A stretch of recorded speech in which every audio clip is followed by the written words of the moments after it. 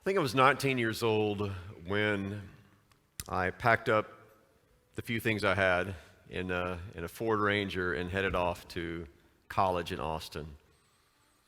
I was leaving behind everything that I knew and starting afresh somewhere else. It was a goodbye as well as a hello to whatever might be coming. Fast forward many years, and it was a very hard part of my life. My marriage was in shambles, and my wife and son and daughter were all packed up, moving back to Texas. And for a while anyway, I was staying behind. And I'll never forget the faces of my son and daughter as they drove away, waving. It was a painful goodbye and a hello to what I had no idea. Fast forward even more, and my son, Luke, was starting at the United States Naval Academy, and we dropped him off for plebe summer, and never forget him walking away, and, you know, as young men might do, he's not going to make a big show, but he did stop and wave. So it was time for saying goodbye, and for him saying hello to whatever the future might hold. Shortly after that, my daughter marries, and she and her husband Josh are moving to Salt Lake City, where she's going to start work for Goldman Sachs. And I remember also them stopping by the house and driving off and waving goodbye, and then them saying hello to what their own future will hold. And then I certainly will never forget when my wife and I went to visit our son Luke at the United States Naval Academy. Spent a weekend with him. Great weekend. And he saw us off, and we waved goodbye to him, never realizing that would be the last time we'd see him alive. Uncertain future. The goodbye and the hello that was coming to the future was not something we ever wanted to experience. The times in our life when we say goodbye to the old and hello to the new are unpredictable times. Be times of great joy, but also times of just life-altering sorrow. You never know what's coming next. Now, I like to think of these goodbyes and hellos in biblical terms by using the image of exile. You're leaving behind everything that you knew, and you're going to a new place. Now, that new place you're going might be okay. It also might be terrible. It might be a place where you prosper. It also might be a place where you greatly suffer. In fact, it might be a place where you suffer and there's tremendous growth. You just don't know. But there's a lot of uncertainty. Living in exile is full of challenges. It's full of setbacks. It's full of uncertainty. I've gone through various exiles in my own life.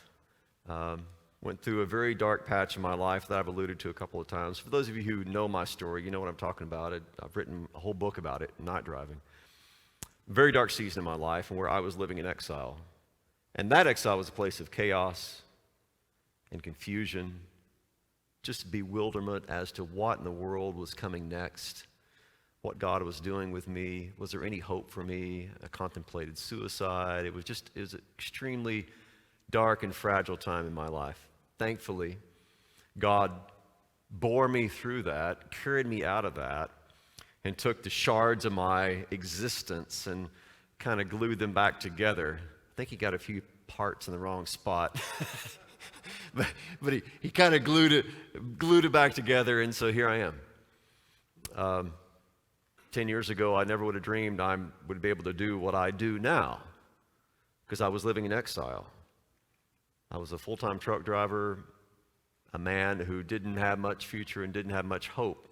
It was my perspective. Little did I know that God was going to put me back together and give me a woman who loves me, and ultimately introduce me to 1517, which is the Christian nonprofit that I'm able to work for and teach for. Never saw that coming.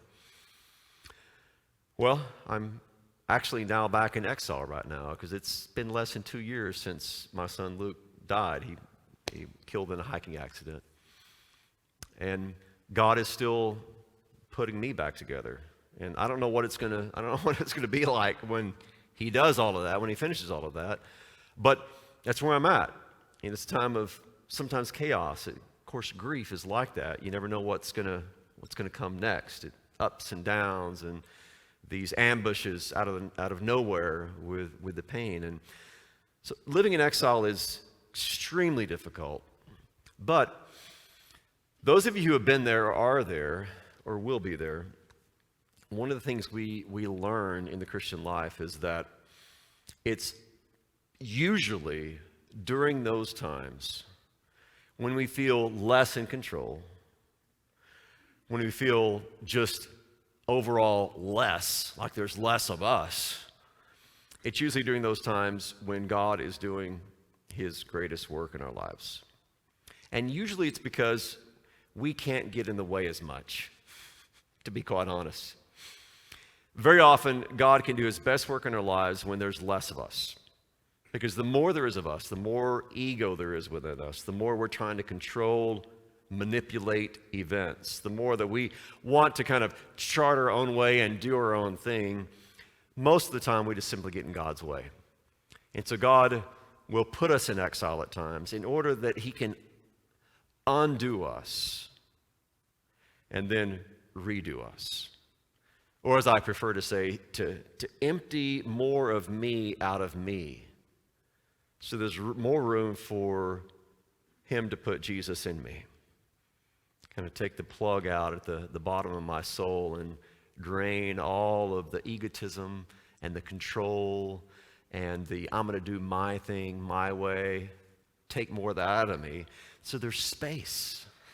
There's room for him to do in me what he's wanted to do all along, but that I was getting in the way of. Now, unfortunately, exiles also are usually accompanied by pain and by confusion and by all of the things that happen when you don't feel like you're in control of your life.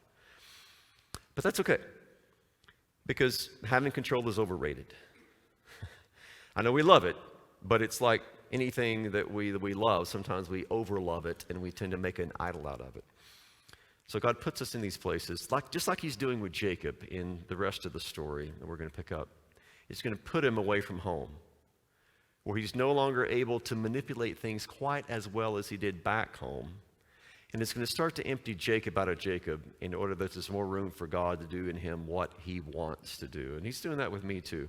He does that with every single one of us. I like to think of the Christian life, this is an original me, this is Paul, as it's death and resurrection daily. You daily put to death in order that you might be raised to newness of life. In other words, he's conforming us to the image of Jesus, crucified, buried, and resurrected. That's what's happening every single season of our lives, really every single day of our lives. Put to death in order that God might do his resurrection work in us. Now, picking up Jacob's story, he's going to exile because of the events surrounding the deception of his father, right? He stole the birthright from his brother, and his brother wants to do what to him? He wants to kill him. And I don't blame Esau.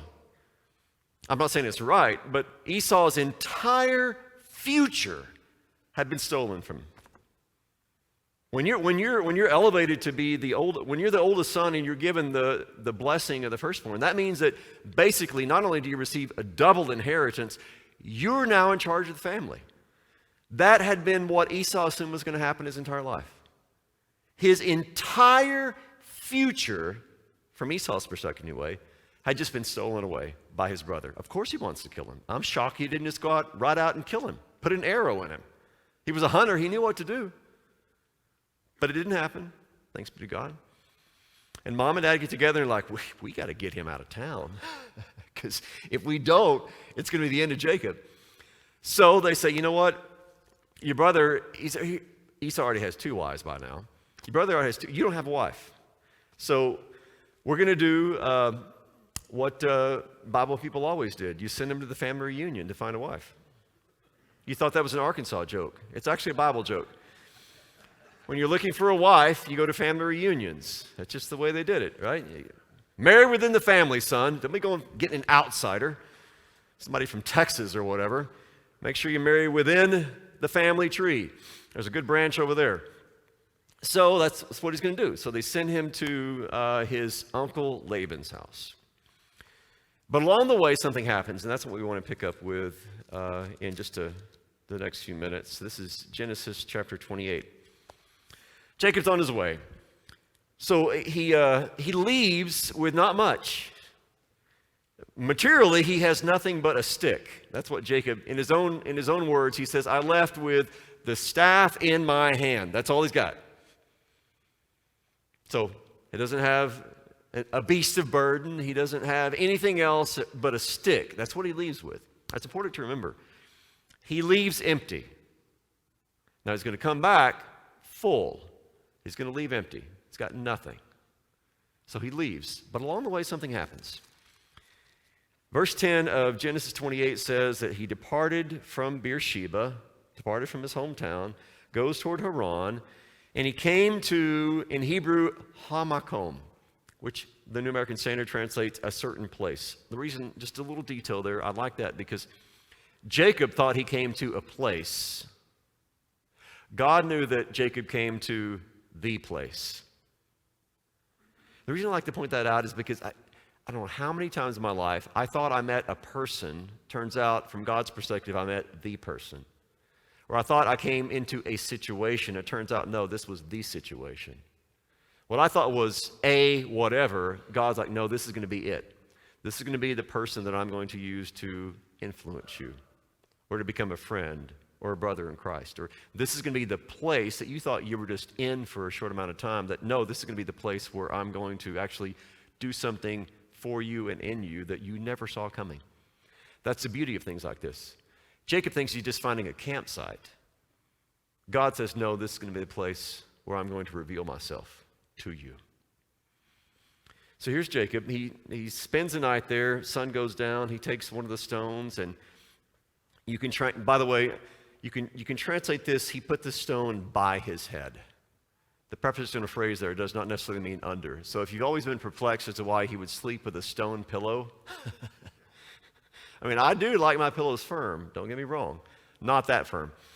You could also translate this by, because maybe in the sense of he's laying by it for protection. Just a little tidbit there from Hebrew.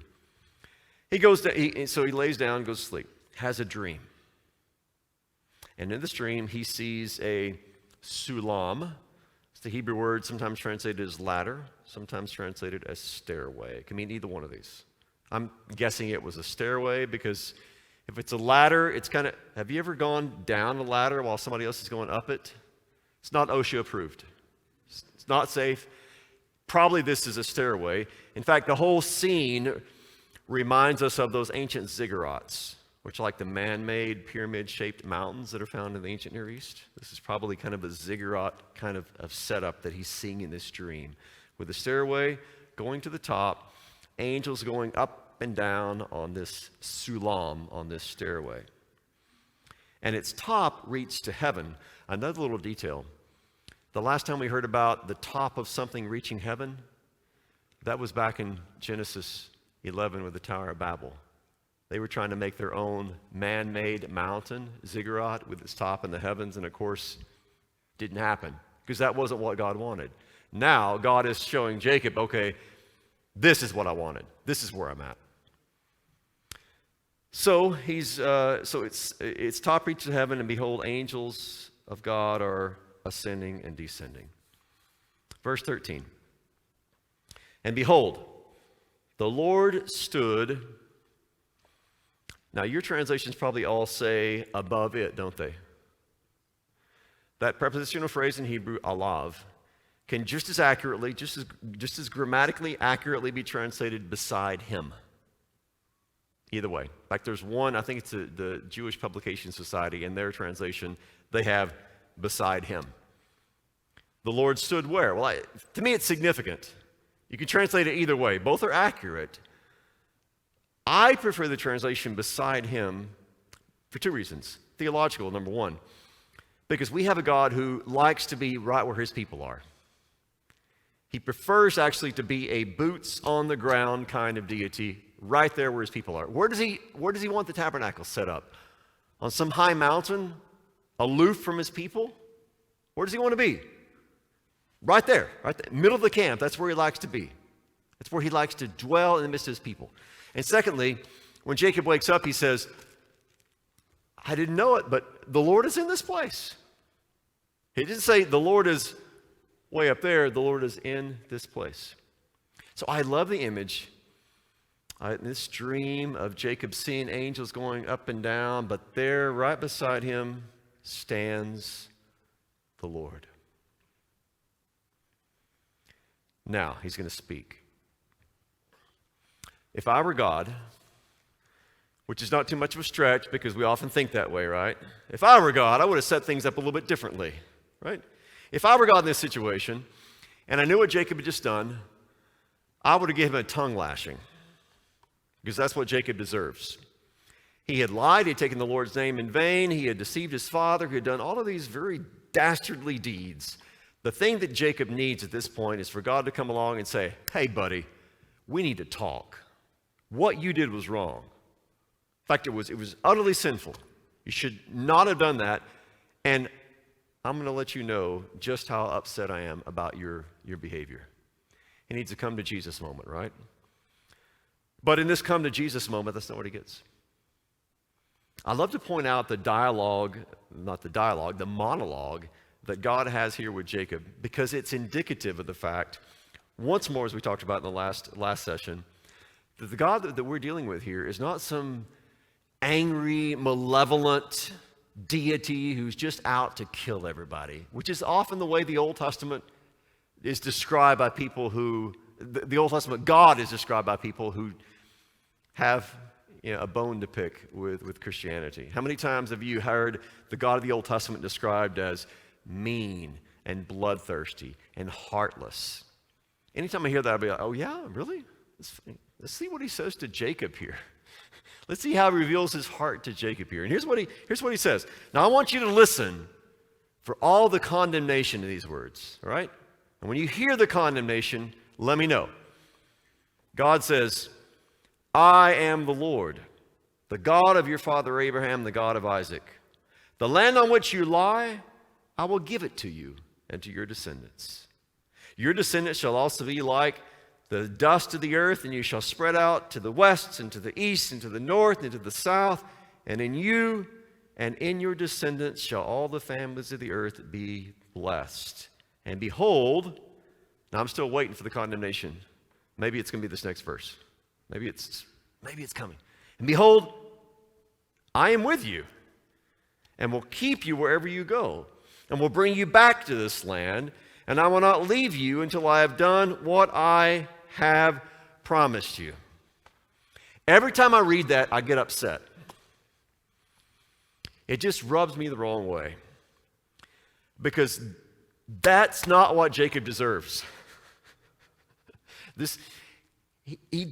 These are just like lavish promises from God. Does he not realize what Jacob has done? That's not what this guy deserves. That's kind of the way we operate, right? Now, if I were in this situation and God appeared to me and spoke to me this way, I'd be like, yes, this is exactly what I wanted. But if somebody else is in this situation and I see what they've done and God speaks to them in this way, I don't like it, because, you see, we operate with a double standard, right? When we've done something wrong, well, first of all, there's always reasons for it, right? Well, yeah, if you'd been around my wife the last week, you'd understand why I did that, right? Well, my kid, my boss, we've always got extenuating circumstances. We're always making excuses for what we've done, right? That's just the way we operate. But somebody else does it, you're like, dude, what were you thinking? You know what you're going to get. So when we receive mercy, we're grateful for it. When somebody else receives mercy, I don't know about that. Don't really like that much. But here's God appearing to Jacob, doing nothing more than speaking promises. In fact, this is God taking everything that he gave to Abraham and that he gave to Isaac and saying, now I give it to you. I'm passing on to you this blessing of Abraham, Isaac, and now it's going to be the blessing also of Jacob. Now, in the big picture of Scripture, something else is going on here too, because when he says, in your descendants, is the way it's translated here, it's seed, in your seed shall all the nations of the earth be blessed. That's a promise God made to Abraham in Genesis 12. He calls him forth. He says, I'm going to make you a blessing to all the families of the earth. Now, as you trace that promise from Genesis 12 into the story of Isaac and Jacob and then on, this promise is the promise of the Messiah. He's the seed of Abraham and the seed of Isaac and the seed of Jacob, who becomes the seed of the tribe of Judah, who becomes the seed of the family of David, who becomes finally the seed that's planted inside the virgin womb of Mary. So this, if you have ears to hear it, this is God preaching the gospel to Jacob and to us. And you, all the families of the earth, will be blessed.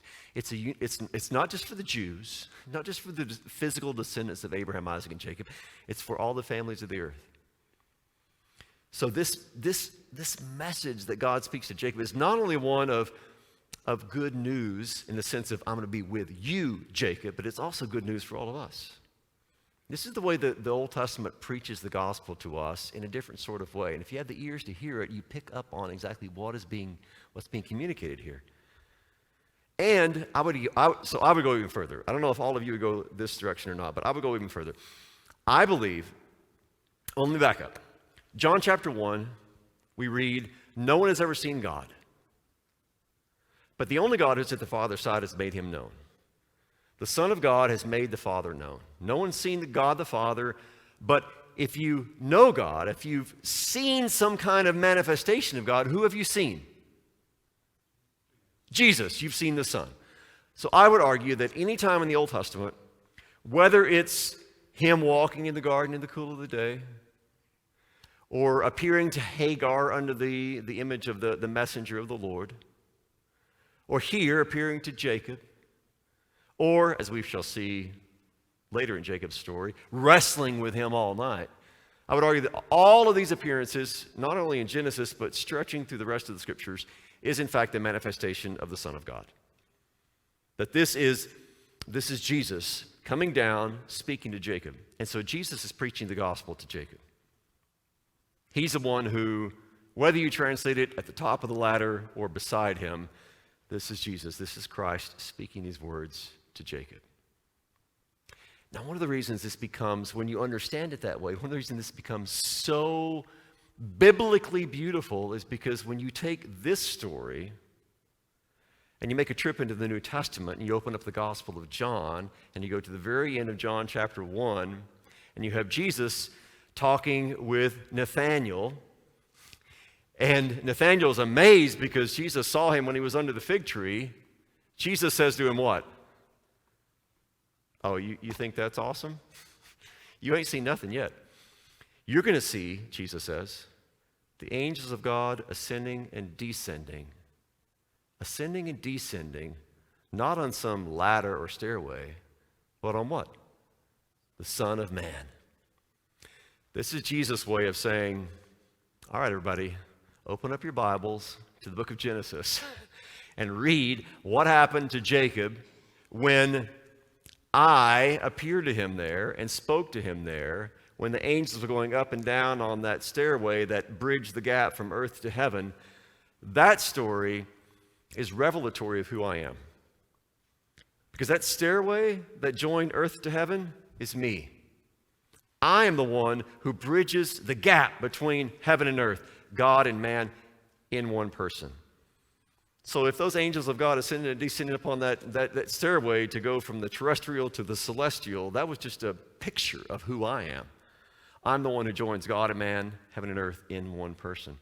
When you understand he's the one who's speaking here in Genesis, then it adds even greater color to this story. It's also a revelation of the fact that Jesus has always been consistent in his mercy toward humanity. This is Jesus appearing in a true come to Jesus kind of moment. And he's speaking words of consolation to this man who doesn't deserve it. Just like every time that he comes to us and speaks words to us and says, I love you, I forgive you, you are mine, I choose you. It's never because he looks and sees, in our heart of hearts, we're really good people. It's not because he says, you know what, you've been a good son, you've been a good dad, you've been a good husband. Therefore, no, there's no because therefore when it comes to our behavior. This is entirely prompted by his own heart. Even before he looks at you, he loves you. And his forgiveness and his mercy are not contingent upon your worthiness or your behavior. It's contingent upon who he is and his will to love and to forgive. Which is just tremendously, it's the gospel. It's tremendous good news that it doesn't matter who you are, it doesn't matter what you've done. I don't care if you've had to rent a storage center because you run out of room in your own closets for your skeletons, and you had to go get some more room because you've got so much there, and you live every day fearful that someone's going to find out what the skeletons are. If that's who you are, Jesus comes to you and says, all those sins that you're hiding, that you're afraid everyone's going to find out about? I died for them. You are forgiven. It's taken care of. My blood was shed for every single one of those. Whatever your situation is, you're just like Jacob. And one more element here that I love is that what is Jacob contributing to this entire scenario? Nothing. He's got nothing. In fact, God appeared to Jacob when he was asleep, probably because he knew if he appeared to him when he was awake, Jacob would start talking. It's like he can't talk, he's asleep, he's entirely passive. He's in the middle of nowhere, he's got nothing but a stick. That's the exact opportunity I've been waiting for. Now, I can speak to him. So the first 3 times we have recorded speech from Jacob, when he speaks to his brother, sell me your birthright, we see he's selfish. When he speaks to his mother and says, well, my brother's hairy and I'm not, so I might appear as a deceiver, we hear that he's just all about self-interest. He's a liar. And that's confirmed when he speaks to his father and says, I am Esau. That's the Jacob we've met when he's awake and active and speaking. It's only after he passively receives what the Lord speaks to him that Jacob has anything good to say. He wakes up and says, surely the Lord is in this place, and I didn't know it. It takes God speaking to Jacob before Jacob has anything good to say. And Jacob basically echoes back this truth that was revealed to him by the Lord. That is a turning point in Jacob's life, because now we begin to see that Jacob is not only the sinner, but he's also the confessor. He's not only the one who's self-interested, but now, in response to this revelation, he has something good to say. He speaks the truth. And on the basis of that truth, that hope that he kind of slips into his pocket like a word, now he's ready to go into exile. And it will be a long time before God speaks to him again. He's going to spend 20 years in exile. He's going to be away from home, away from his father's family for 2 decades, and then God's going to bring him back. But he leaves with the most important possession you can ever leave when you're going into exile, the word of promise from God. So slip that into your pocket. I am with you. I'm going to be with you. I'm going to bring you back. And when you have that, you don't need all the other stuff. You've got everything that you need. So he goes into exile. And picking up the story with Genesis 29 and what follows, there's a lot that happens in exile. I just want to talk about a few things. The main thing that happens to Jacob in exile is he's no longer a single man, right? Yeah. Not by any stretch of the imagination is he a single man. So he first of all meets his beautiful, beautiful family member, Rachel. Falls instantly in love with her. And by the way, I don't usually give dating advice, but I do feel led to give this bit of advice.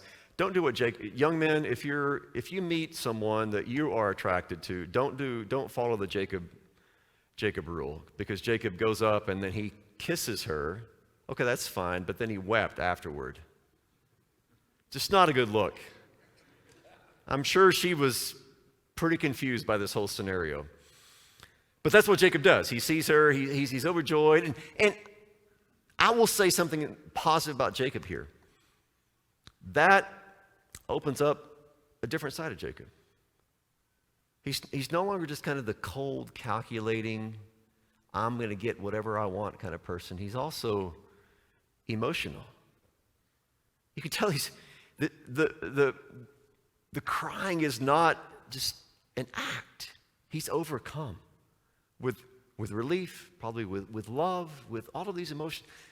Another side to Jacob. And we're told that he falls in love with her.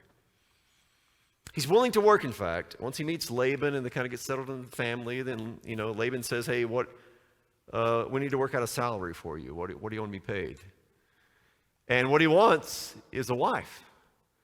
He says, well, you have this attractive daughter that I really love, so I would really want to marry her.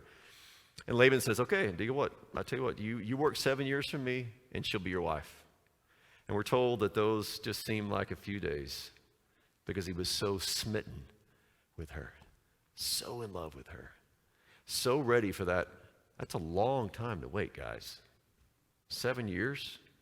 It's a long time. And when it finally arrives, when the 7 years are up, he's like, okay, been counting the days. We need to get this wedding planned. So they plan the wedding, and of course, that is when we have one of my favorite Bible verses. This is Genesis 29, and it's verse 25. It's one of my favorite Bible verses because it illustrates how you can pack so much into so few words. You don't need all the color. You don't need all the details. As soon as I say these words, you can picture the entire scene. The wedding has happened, and Jacob wakes up in the morning, verse 25, and behold, it was Leah. You see the whole thing, right? It's been a dark night. You've had your fun. You probably had too much to drink the night before. That's one explanation of how he didn't know it was the right woman. And rolls over, and behold, it was Leah. The deceiver is deceived. What does Michael Scott say? Oh, how the turntables. Is that right? Yeah. Oh, how the turntables. Oh, how the tables have turned, because now the deceiver is deceived. And, of course, he's upset with Laban. Laban works out a deal with him, though. He says, well, I'll tell you what. You work another 7 years, and then you can have Rachel. Now, just to clarify that, because people often confuse and they think that he had to wait 7 more years. He didn't. They just waited another week or so, had a second wedding, and now he's married to both Rachel and Leah. But he's got to work 7 more years. He's got to work 14 years in all for the 2 wives. So Jacob is now no longer a single man. He's now a husband. A husband multiple times over, because pretty soon what begins to happen? There's a baby-making competition, so you want as many people on your team as possible. And so both wives enlist also their maidservants. So now Jacob is a busy guy. He's fathering children, or attempting to father children anyway, through 4 different women. So he's got a little mini harem going on, really. He was a single man, and now he is a married man. And even though his situation is, I hope, very different than our own, if any of you have 4 wives, let's talk, okay? But he is now entering into the vocation of husband, which alters you. Because now you're no longer just a single man out, doing whatever you do as a single guy. Now you have entered into a calling that is going to set your life apart from what it was before. Because now you have a responsibility to care for another human being. And when there's children involved, now you're entering into another vocation. You're entering into the vocation of being a father. And you have a human being, a little bit of human being, that you also are to care for. And there's a multiplication of little human beings in Jacob's family, especially on Leah's side. So the kids are coming. Now the wives are coming. Jacob has experienced what we all experience. We take upon ourselves a new calling. Or to put it differently, God brings into our life a new calling. Now I find this understanding of how God works through vocations to be extremely, let me put it this way, it opens up my own self-understanding in a fresh and a welcome sort of way. You see, we're all born with callings in life. The minute you're born, you have a calling. You're a child. All of you were a son. And so now you have a calling to be a son to your parents. If they're siblings, you're a brother. You get older, you get married, now you have a calling to be a husband. You have kids, you have a calling to be a father. Each of these callings, each of these vocations are what God uses in your life so that He can kind of use you as this mask to love and serve those who are around you. Now think about that, because for me that was life-changing. Because now I realize that whatever I'm doing, whether I'm a son to my mom, my dad passed a couple of years ago, but whether I'm a son to my mom, or a brother to my sister, or a husband to my wife, or a dad to my kids, or a pop to my grandkids, or a scholar in residence for 15, 17, or all of these various vocations, what matters is that I have been crucified, and it's no longer I who live, but Christ who lives in me. And that means that Christ is active in this vocation to love and serve through me those who are around me. And that also means that everything that I do becomes sacred. My vocation of a husband is a sacred vocation. My vocation as a father or a grandfather or a worker is sacred. There's no part of my life, there's no part of your life that's secular. Let's say it again. There is no part of your life that's secular. We have been lied to by a lot of generations now into thinking there's religious parts of your life and secular parts of your life, or sacred part of your life and then secular parts of your life. No, there's not. Every single part of your life is sacred. Every single part of your life is religious. There's nothing you do in a non-religious way, because nothing you do apart from God's activity in your life. So when you're a husband, that's a sacred calling. When you're a father, that's a sacred calling. It's sacred because God is inhabiting that calling in order to love the people that you serve in that calling. And this transforms your understanding of work. Work is no longer just something I gotta go do. No, work is the sacred calling where God is using you to do whatever you do. Doesn't matter what your job is. You think of it this way, it's a priestly vocation, whatever you do. Or to frame it a little bit differently, whether you're a plumber, or electrician, or teacher, or CEO, or whatever you do, that is the place where you are a secret agent in the kingdom of God. You're like an undercover agent for God. Not to undermine things, but to actually be light in the midst of what is frequently darkness. Truth in the midst of what is frequently lies. Or if nothing else, just an example of a servant out to help others in the midst of what often becomes nothing more than just an ego-driven, self-absorbed, all-about-me kind of culture. So whatever you're doing in your vocations, whether that's at home as a husband or father, or whether it's at work, that's a sacred space where Christ is at work in you to love and serve the people that He's put into your midst. And that, for me, is transformative. It changes. When I was a truck driver, I would joke and I would say that my altar, where I served as a priest, had a diesel engine. The truck I drove around, that was my altar. That was where I was working. That was where I was sacrificing of myself to serve those who were in my midst. It's the same with whatever your vocations are in life. So that's where Jacob is at now. And what's going to happen in the course of his life, these next 20 years, is that God is going to use his marriages to make Jacob realize that he doesn't have it all together. He's going to use the growing problems with his family to illustrate also that he doesn't have it all together. And he's going to also use the troubles he has with Laban, his boss, father-in-law, uncle, all of that rolled into one. He's going to use all of that also to lessen Jacob. He's really preparing Jacob for the ultimate revelation that's going to come when Jacob returns from this exile, which we'll talk about in the next session, the whole wrestling with God part. But it's no different than in our exiles. God is using our vocations, our struggles also to lessen us in order that we might be ready to be filled by him. And this happens over and over because we tend to fill ourselves back up with ourselves, and so God has to empty us again to make room for him.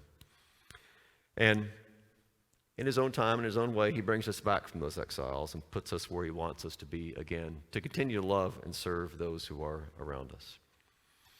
But we're out of time for this session, so we're going to pick up the story at 11 o'clock when we come back and do a little wrestling. We'll see you then.